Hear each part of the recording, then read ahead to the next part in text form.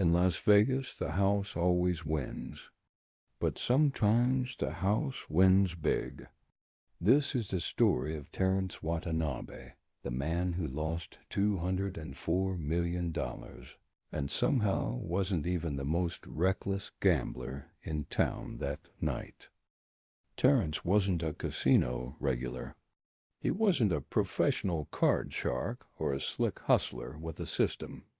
He was something far more dangerous, a bored millionaire with no plan. And in Las Vegas, that's like walking into a lion's den wearing steak cologne. He was born into money. His family owned Oriental Trading Company, the kind of business that sold party supplies, toys, and enough trinkets to keep America's birthday parties fully stocked for decades. While other kids were learning to ride bikes, Terrance was learning how much it cost to ship 10,000 rubber ducks. It wasn't glamorous.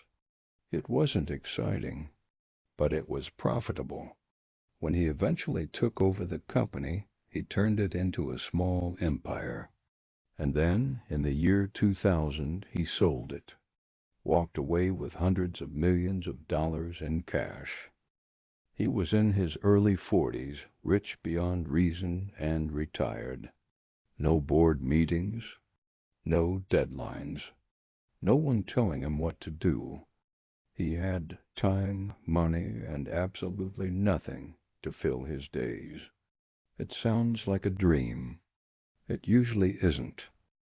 Because when you're used to building something, and suddenly you have nowhere to put that energy, your brain starts looking for something to conquer. Some people pick up golf. Some people buy a boat. Terrance picked Las Vegas. By 2007, he'd moved into Caesar's Palace. Not for a weekend. Not for a month. He lived there.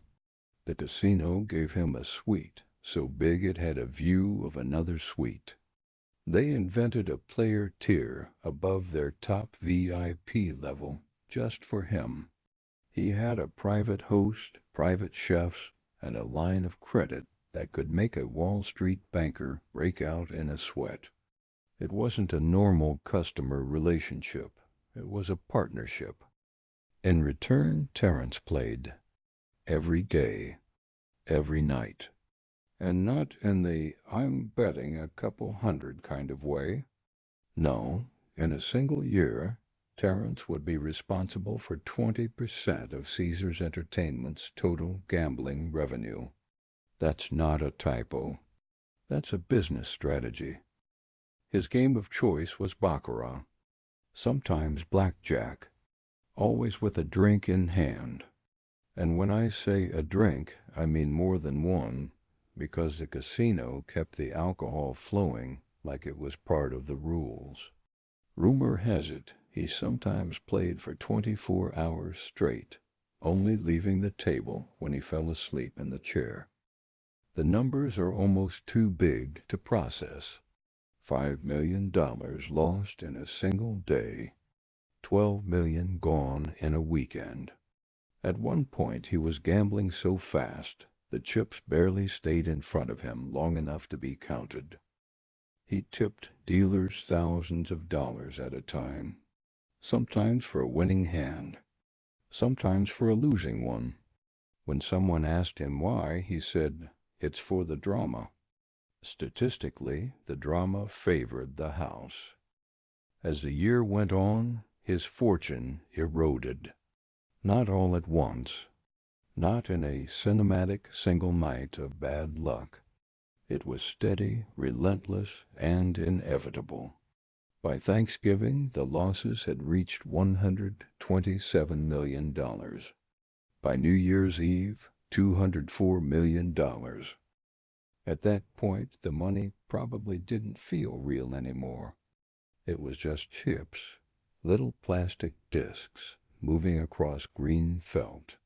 And they were always moving in one direction, away from him. The casinos, of course, didn't complain. They kept comping him suites, flights, and meals. not because they needed to keep him happy, but because that's how you keep the game going. You don't push a whale away from the table.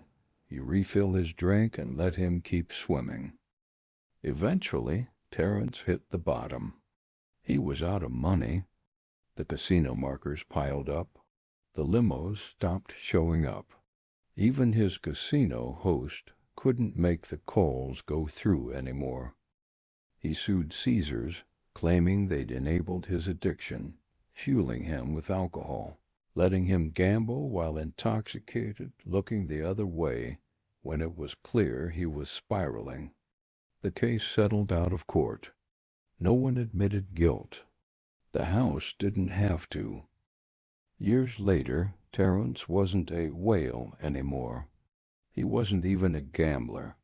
He was a man battling cancer, broke, and setting up a GoFund page to pay for his medical bills. It's a strange ending for someone who once dropped millions in a single night.